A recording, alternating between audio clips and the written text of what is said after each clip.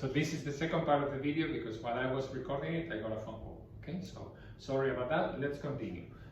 We were talking about why the price is for sure when there is no price discrimination is going to be below 4, and the reason is because not even when they are just selling to the American market they want to use a price above 4. They actually use a price of 3.5.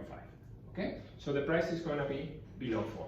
What is that price going to be? Well, if my demand is 16 minus 3p, that means that, let's write p as a function of q. That means that 16 minus q divided by 3 is the price. So the revenue is going to be 16 minus q divided by 3, that's the price, multiplied by the quantity. So the marginal revenue is going to be 16 divided by 3 minus 2/3 of q, right? Marginal revenue equals marginal cost tells me that 16 divided by 3 minus 2/3 q has to be equal to 1. And doing the calculations, let's do them. Okay, I'm going to erase this part.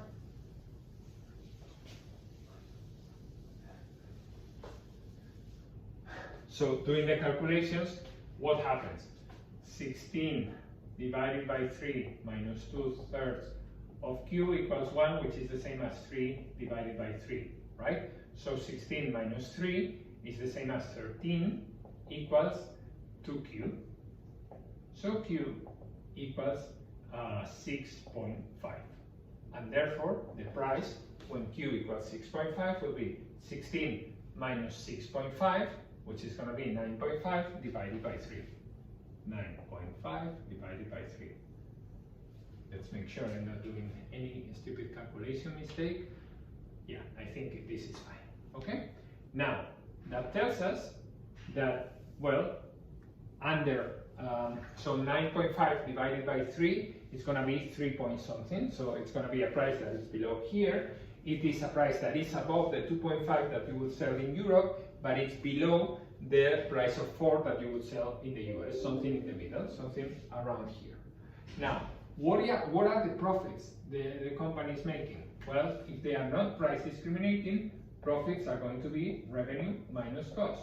So profits are going to be price, which is 9.5 divided by 3 times 6.5, so that's revenue, minus the cost.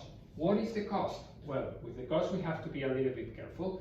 If the marginal cost equals 1, that means the cost is the marginal cost is the derivative of the cost with respect to q. So if the marginal cost is 1, what is the function that when you take the derivative it gives you 1? Well, that's q. So the cost is going to be q. What is q? 6.5, right? This is under no price discrimination. What were the profits under price discrimination? Well, the revenue you were making in the US plus the revenue you were making in Europe minus the total cost of all the units you are producing. What is the revenue you are making in the US? So price, which is 4, times how many units were you selling? Price, which is not 4, sorry. Price is 3.5, times how many units were you selling in the US? 5, right? That's the revenue you get in the US. Plus, what is the revenue in Europe? Price, which is 2.5, times the new number of units, 1.5. Right? This is the total revenue. Revenue in the US, revenue in Europe, minus the cost. What is the cost? Well, the cost is Q. So the cost of all the units you are producing, which is the units you would be producing in the US plus the units you would be producing in Europe, meaning 3.5 plus 1.5. So that's 5. 5 units. The cost of each unit is 1, so 5 times 1, the cost is 5. Okay?